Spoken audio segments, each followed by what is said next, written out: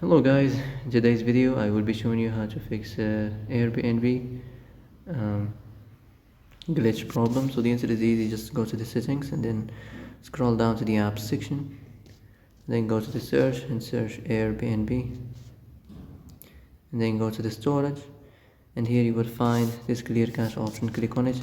Now you can go check it if it worked, and if it didn't you can try to restart your phone or turn the Wi-Fi off and on, or the Bluetooth or the airplane mode. Also you can try to clear data, but be careful. If you clear data, all these applications data will be deleted. This includes all files, the settings, the accounts, databases, etc. So be careful if you want to clear your data. And that's it for today's video. I hope this is the answer you've been looking for. If you like this video, don't forget to like and subscribe, and see you in the next video. Thanks for watching.